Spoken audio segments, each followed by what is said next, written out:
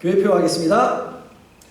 우리 교회는 오고 싶고 머물고 싶고 일하고 싶고 자랑하고 싶은 교회. 우리 교회는 가정을 살리고 교회를 살리고 세상을 살리는 교회가 되자. 아멘. 오늘 목소리가 작아요. 왜 이렇게 다 힘드시나요 지금? 네. 자, 오늘 우리 하나님 말씀을 우리가 봤는데요. 오늘 제목은 염려는 No, 생명은 Yes라는 제목을 가지고 함께 말씀을 나눠보려고 하는데요. 여러분 한 주간도 잘 계셨죠? 한 주간도 하나님의 보살핌 속에서 여러분들이 세상에서, 직장에서, 또한 가정에서 지난주 말씀처럼 코람데오의 삶을 사셨을 줄 믿습니다. 지난 한 2주 전이었나요? 슈퍼볼을 직접 가서 슈퍼볼이 했잖아요. 근데 지난 그 슈퍼볼을 할 때 여러분들은 다 교회에 오셔갖고 있었기 때문에 관람을 하지 못하셨을 거예요. 직접 가서. 근데 이제 TV로 또한 이렇게 많이 관람을 했을 것입니다. 저는 경기 룰은 모르기 때문에 보지 못했습니다. 그런데 지난 슈퍼볼 게임의 그 티켓, 입장권이라 그러죠? 그게 최고의 금액이 여러분들 뉴스에서 들어서 알겠지만 얼마인지 아세요? 최고 금액이? 무려 6만 불. 6만 불. 6만 불이라면 보통 차 한 대 값 이상으로 되지 않습니까? 그거를 가지고 슈퍼볼을 본다는 것이 대단하지 않습니까? 그러면 최고 싼 티켓, 입장권이 과연 얼마였을까요? 처음에는 600불 뭐 이 정도 하는 수준에 있다가 점점 이게 올라갑니다. 근데 9,000불까지 올라갔다는 뉴스를 제가 들었습니다. 그 뉴스에는요 이런 말들이 나옵니다. 심지어는 어떤 사람은 현금을 10,000불 이 안에다가 10,000불을 넣어 가지고 다니면서 그 티켓을 구하려고 하는 것이고요. 또 어떤 사람은 그 여러분들이 여행 갈 때 트렁크 있잖아요. 여행용 트렁크. 그 안에다가 100만 불, 100만 불을 1밀리언 그거를 현금으로 담아서 끌고 다니면서 그 좋은 자리를 티켓을 사려고 하는 사람도 있었다라는 것이죠. 저는 이 뉴스를 들으면서 저런 사람들에 대한 생각은 과연 어떠한 생각으로 이 머릿속에 꽉 차 있을까? 100만 불까지 쓰면서 그 슈퍼볼을 관람해야 되는 그러한 생각으로 사는 사람은 과연 어떤 사람일까? 어떤 생각으로 살아가고 있을까라는 생각을 해봤습니다.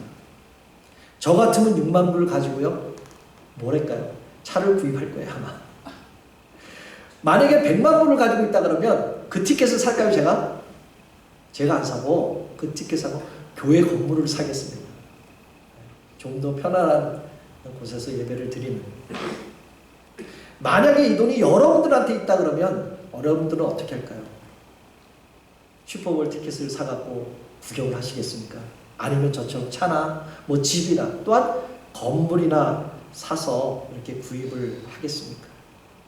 저는 이번 슈퍼볼 뉴스를 들으면서 정말 여러 가지 생각을 가진 사람들이 참 많다라는 것을 다시 한번 느끼게 되었습니다. 정말 미국 사람들은 정말 대단한 사람인 것 같아요. 거기에다가 많은 돈을 쓰면서까지 그 즐기는 마음, 모습으로 기쁨을 누리며 살아간다는 것에 저는 다시 한번 놀라게 되었습니다.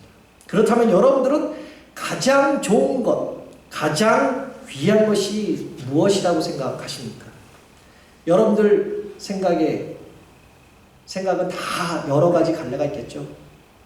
각자의 생각은 틀릴 수 있지만 가장 좋은 것, 귀한 것 바로 마음의 평안이라는 것이죠.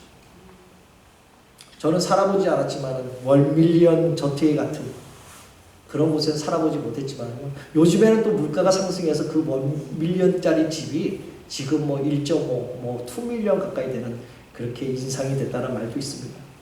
근데 그런 집에 살아도 마음의 평안이 없으면 행복하지 않다라고 말합니다. 아무리 높은 직위에 있어도 마음이 평안하지 않으면 불행한 사람이라는 것이죠. 그런데 요즘 현대인들은 모두 무거운 짐을 지고 참된 안식과 평안을 누리지 못하고 현재 살아가고 있잖아요. 많은 스트레스에 시달리고 있고요. 온갖 두려움과 걱정에 눌려서 여기에서 어떻게 하면 좀 벗어날까?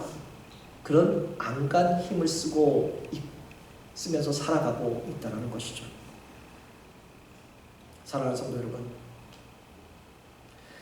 여러분들은 무엇을 염려하고 근심하고 또한 걱정하고 계십니까? 그렇게 또한 살아가고 계십니까? 무엇 때문에? 아니면 전혀 근심 걱정이 없으십니까?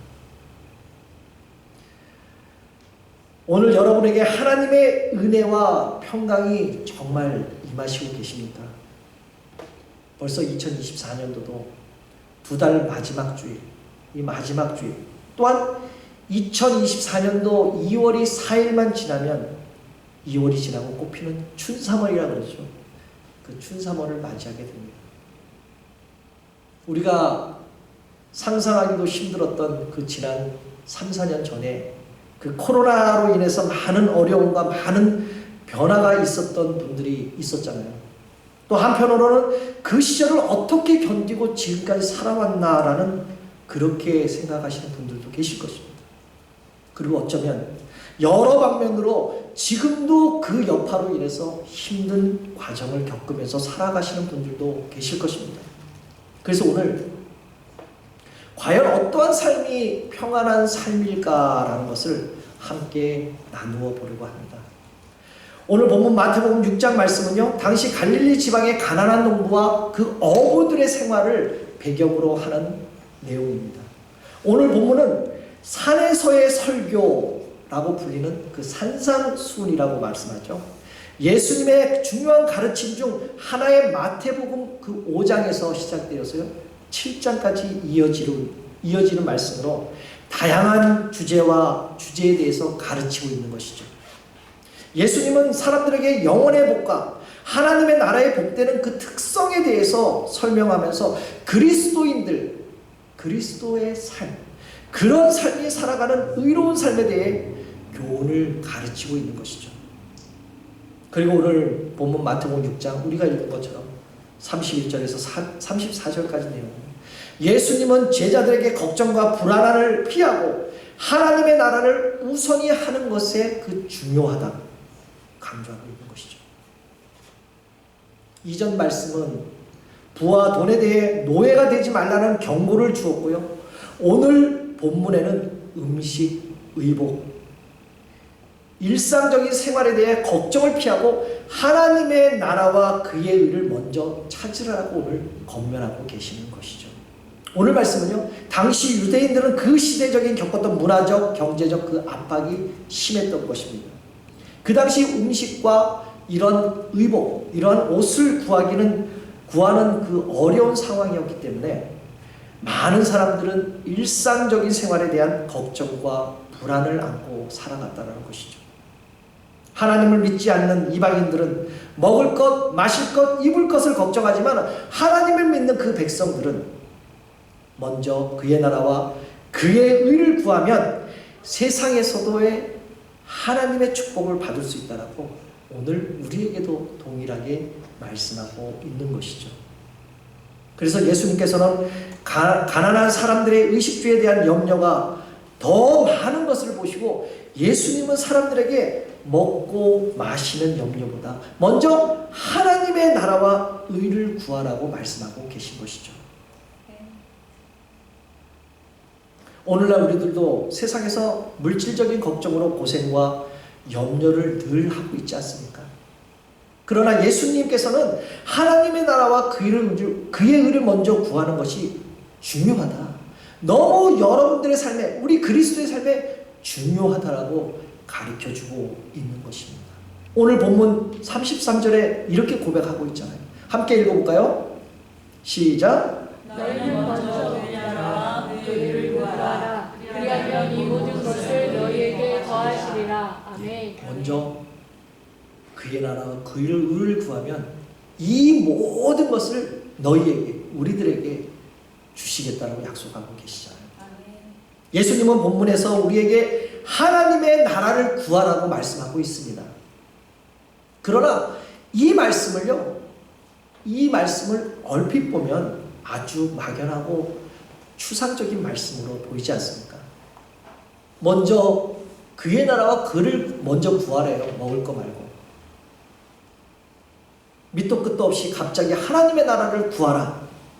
하나님의 나라가 어떤 나라인지 설명하지도 않고 먼저 그의 나라와 그의 의를 구하라고 예수님은 선포한 것입니다. 그러나 이 말씀을 조용히 묵상하고 의미하면요, 이 말씀은 아주 의미심장한 말씀입니다. 하나님을 믿는 성도들에게 성도됨의 의를 깨우쳐 주는 말씀이고요, 우리의 인생의 방향과 추구해야 할 가치를 일러주는 말씀이기도 하다는 것입니다. 예수님은 오늘 본문 마태복음 6장 말씀을 통하여 여러 번에 거쳐서 염려하지 마라, 걱정하지 마라라고 오늘 말씀하십니다. 오늘 본문 전체의 내용을 보면 6장 25절부터 34절까지 이게 시작이 되는데요, 이 염려라는 말이 이곳에서 무려 6번이나 등장하게 됩니다. 예수님은 산 위에 모인 제자들과 거기에 함께하고 있는 수많은 백성들이 염려 가운데 살고 있는 모습을 보시고 안타까워하신 것이죠. 그런데 도대체 뭘 안타까워하신 걸까요? 이 사람들은 도대체 무엇을 염려하고 있는 것일까요? 도대체 아주 단순하고 기초적인 것을 염려하고 걱정하고 있다는 것이죠. 지금도 우리가 하는 모든 염려의 대부분이 우리의 삶 가운데 무엇을 먹을까, 무엇을 마실까, 무엇을 입을까라는 그러한 관한관 아닙니까? 그러한 염려가 있는 거 아닙니까? 우리의 삶 가운데. 우리가 하는 모든 염려가 우리의 생명, 나의 몸, 그리고 나의 현재의 삶에 관련하여서 가장 기초적인 것을 우리는 염려하고 있다는 것이죠. 여러분들이 잘 알고 있는 우산장수와 집신장수의 그 엄마에 대해서 잘 알고 계시잖아요. 비 올 때면 집신장수, 날이 쨍쨍할 때는 우산장수 아들을 걱정하면서 그런 염려를 하고 있다는 것이죠. 사랑하는 성도 여러분, 여러분들은 지금까지 열심히 살아왔는데 무엇을 위해 여태까지 쉬지 않고 살아오셨습니까? 이 질문에 가슴 깊이 나오는 대답은요, 대부분 무엇을 먹을까, 입을까, 마실까라는 그러한 육적인 가난 부분이 대부분 대답일 것입니다. 누구에게나 한두 번 정도 어렵고 힘든 상황이 있었잖아요. 가장 먼저 다가온 위기가 먼저 무엇이었습니까? 바로 건강과 경제적인 문제가 대부분이었다는 것이죠. 그런데 지나온 과거를 한번 되돌이켜보면 염려를 만든 후회되는 일이 참 많지 않았습니까? 지금도 현재를 살아가면서 염려 때문에 원망과 불평과 분노로 더불어 씨름하고 있고, 미래에 대한, 앞으로 나에 대한 미래에 대한 불안과 염려로 또한 살아가고 있다는 것이죠. 많은 사람들이 우리의 인생과 관련하여 하는 말이 있습니다. 많은 사람들이. 어쩌면 우리들도 하지 않을까요? 어떻게 하면 잘 먹고 잘 살까? 어떻게 하면 남들처럼 좀 이렇게 호화스러운, 좀 더 나은 삶을 살 수 있을까? 이러지 않습니까? 바로 이 대답은, 바로 이 말은 내 안에 염려로 가득 찬 인생이라는 것입니다. 사랑하는 성도 여러분, 여러분들 인생을 살면서 여러분들이 경험한 크고 작은 어려운 상황에서 어떻게 지내오셨습니까? 거의 대부분 마음고생은 많았지만 그래도 어떻게든지 그 문제점, 그 염려, 걱정을 어떻게든지 해결하려고 했을 것입니다. 오히려 그 당시는 불안하고 앞이 캄캄해 보였는데 시간이 좀 지나니까 저절로 해결되는 것도 있었고, 힘들었지만 좀 버티다 보니까 이 염려에서, 이 걱정에서 헤어나온 부분도 있었을 것입니다. 저 또한 한편으로 이런저런 문제 때문에 자유롭지 못하고 염려할 때가 많았지만은 그래도 무사히 지금까지 지내온 것은 전적인 하나님의 은혜라고 고백할 수밖에 없다는 것이죠. 아멘. 그래서 예수님은 우리에게 본문 27절을 통해 이렇게 말씀하십니다. 너희 중에 누가 염려함으로 그 길을 한 자나 더 할 수 있느냐라고 말씀하시잖아요. 질문하잖아요. 좀 쉽게 설명한다면요, 걱정한다고 해서 너의 목숨이 조금이라도 더 연장할 수 있냐? 네가 걱정하면 너 죽는 날을 좀 연장할 수 있냐? 이런 말이에요. 걱정해도 생명이 닿을 때는 다 한다는 것이죠. 그리고 34절에 이렇게 말씀하시죠. 내일 일은 내일 염려하라 라고 하십니다. 예수님께서 우리에게 그런 기본적인 것에 염려하지 말고 오히려 믿음을 가지라고 오늘 말씀하고 계시잖아요. 오늘 예수님께서 말씀하시는 것은요, 세상의 것을 염려하지 말고 너와 내 하나님의 관계를 좀 더 염려하여야 할 것이라고 오늘 말씀하고 있는 것입니다. 그렇다면 여러분들에게 중요한 일, 바로 세상의 염려를 신령한 아주 믿음의 염려로 바꾼다면 여러분들의 신령한 염려는 과연 무엇이라고 생각하십니까? 그것은 바로 말씀의 배고픔, 심령의 목마름, 하나님을 향한 갈망, 그 열정, 이런 것들이 여러분들이 바라고 원해야 하는 신령한 염려라는 것이죠. 이게 바로 믿는 사람들의 염려해야 할 부분입니다. 바로 이러한 말씀의 배고픔, 영적의 갈증, 하나님을 향한 그 갈망, 이러한 신령한 염려를 여러분들께서 늘 하시기를 주님의 이름으로 축복합니다. 그렇다면 하나님의 의, 그분의 의, 이 하나님의 의로 살라는 것은 과연 무엇을 말하는 것일까요? 바로 하나님을 닮고 거룩하고 성결한 삶을 살라는 것입니다. 아멘. 다시 말해서 그의 지배와 다스림, 그리고 그분의 통치를 받으며 그분의 거룩함을 닮아가면서 성결한 삶으로 하나님과의 좀 더 친밀함으로 나타나는 모습으로 살아가라는 말씀입니다. 그게 바로 하나님의 의로 살아가는 말씀이라는 것이죠. 우리들의 신앙의 대상과 목적은 무엇입니까? 바로 하나님 아닙니까? 그렇다면 여러분들은 과연 하나님 닮기를 얼마나 애쓰고 노력하고 계십니까? 하나님을 닮아간다는 의미는 바로 하나님과 함께 깊은 교제와 친밀함이 내 삶에 되어야 한다는 것을 의미하는 것입니다. 그래서 오스왈드 챔버스 목사님은요, 주님의 최고복이라는 그런 책에서 이렇게 말씀하십니다. 우리 안에 염려가 생기는 것은 우리가 주님을 온전히 신뢰하지 못하고 있는 그 죄성 때문에 온 것이다 라고 말씀합니다. 그리고 우리 안에 두 가지 마음이 공존하고 있기 때문이다. 첫 번째는 내 자신을 섬기기 때문에, 두 번째는 하나님을 섬기기 때문에, 그러한 마음이 내 안에 있기 때문에 주님을 온전히 섬기지 못한다라고 이 목사님은 말씀하고 있습니다.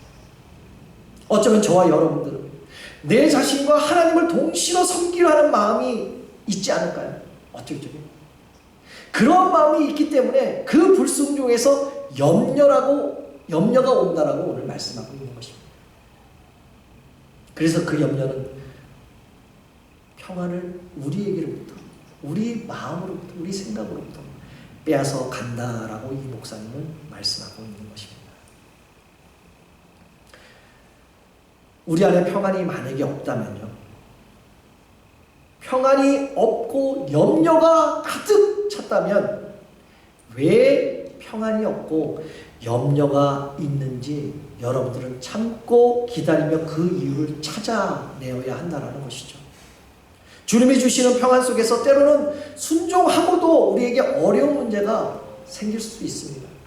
그러나 이럴 때 우리는 염려할 것이 아니라 이 문제를 하나님께서 어떻게 풀어가실지, 어떻게 해결하실지 우리는 기대하면서 또한 기다리면서 참고 있어야 한다는 것이죠. 이게 바로 믿음입니다. 믿음이 없는 내일은 언제나 절망이라는 것이죠. 그러나 믿음이 있으면 내일은 언제나 희망이 올 줄 믿습니다. 그러므로 사랑하는 성도 여러분, 염려를 십자가 앞에 내려놓고 이 모든 것을 맡기고 온전한 믿음을, 온전한 생명을 경험하게 된다는 사실을 믿으시기를 주님의 이름으로 축복합니다. 아멘. 그래서 사도 요한은요, 요한일서 4장 18절에 이렇게 말씀합니다. 사랑 안에 두려움이 없고 온전한 사랑이 두려움을 내쫓나니 두려움에는 형벌이 있음이라. 두려워하는 자는 사랑 안에서 온전히 이루지 못하느니라 라고 말씀하죠. 오늘 이 말씀 속에 우리는 하나님의 사랑 안에서, 주님이 우리를 사랑하는 그 믿음 안에서 깨어서 하나님의 나라를 바라본다면, 또한 주님을 바라본다면 우리의 영안이 열리게 될 것이고, 또한 두려움의 영이 우리에게서 떠나가게 될 줄 믿습니다. 그러므로 사랑하는 성도 여러분, 이제 염려의 희생자가 되지 마시기를 주님의 이름으로 축복합니다. 세상의 많은 사람들은 세상이 주는 그 염려로 인해서 생명을 잃고 희생되고 있다는 것이죠. 한 많은 인생의 염려거리를 어깨에 가득 쥐고 매달고 지금 살아가고 있습니다. 그 무거움을 진 채로 힘들게 하루하루 살아가고 있다는 것이죠. 그러나 하나님께서 여러분들의 걱정과 염려 속에서 보호해 주시는 뿐만 아니라 여러분들을 도와주는 분이신 줄 믿습니다. 그러므로 사랑하는 성도 여러분, 이제 염려의 희생자가 아니라 이제 쓸데없는 염려라는 그 두려움 영에서 완전히 자유해지는 생명의 자녀로, 또한 생명의 삶으로 살아가시기를 다시 한번 주님의 이름으로 축복합니다. 사랑하는 성도 여러분, 우리는 전적으로 주님의 은혜로 예수 그리스도를 영접하고 믿는 믿음으로 모든 죄를 십자가 아래서 해결받지 않았습니까? 받으셨잖아요. 그래서 새로운 거룩한 피조물이 되었습니다. 새로운 거룩한 하나님의 자녀가 되었은 줄 믿습니다. 그래서 이제는 염려의 자녀에서 생명의 자녀로, 이제는 염려의 삶에서 생명의 삶으로 바뀌어졌다라는 사실입니다. 바로 하나님의 자녀가 되는 그 권세를 누리게 된 것이죠.